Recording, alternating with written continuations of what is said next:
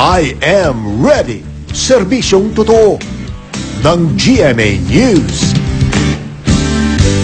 Patuloy po ang pagbabanta ng bagyong Odette sa Hilagang Luzon. Sa bagong bulletin ng Pag-asa ngayong umaga, nakataas ang public storm warning signal number 3 sa lalawigan ng Batanes, signal number 2 sa Apayao at Cagayan, kasama ang mga isla ng Calayan at Babuyan. Masungit na panahon ang mararanasan sa mga nasabing lugar na nasa ilalim ng signal numbers 3 at 2. Posible rin ang storm surge sa mga baybaying dagat. Itinaas naman ang signal number 1 sa Ilocos Norte, Ilocos Sur, Mountain Province, Ifugao, Abra, Kalinga at Isabela. Magkakaroon ang mga yan ng pag-ulang may kasamang pagbugso ng hangin. Namataan ng Pag-asa ang mata ng bagyong Odette sa layong 400 kilometers east of Apari, Cagayan. Taglay nito ang lakas ng hangin umaabot sa 175 kilometers per hour malapit sa gitna at bugsong hanggang 210 kilometers per hour. Kumikilos ang bagyo pahilagang kanluran sa bilis na 15 kilometers per hour.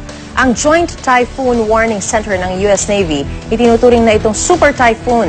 Base sa storm track ng Pag-asa at Weather Central, maaaring dumaan sa dagat, sakop na extreme northern zone ang bagyong Odette at inaasahan lalabas ito ng Philippine Area of Responsibility sa linggo. Pinalalakas pa rin ng bagyo ang hanging habagat. Ayon sa Pag-asa, pinaka-apektado nito ang mga rehiyon ng Metro Manila, Mimaropa, Western Visayas at mga lalawigan ng Cavite, Laguna at Batangas.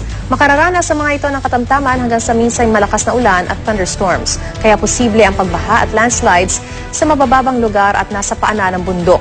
Nananatili ang gale warning sa mga dagat, sakop ng eastern seaboards ng Central at Southern Luzon at ng Visayas at maging sa western seaboard ng Southern Luzon. Pinapayuhan po ang mga mangingisda at may maliliit na sasakyang pandagat na iwasan muna ang pumalaot o maglayag dahil sa magiging masungit na lagay ng dagat.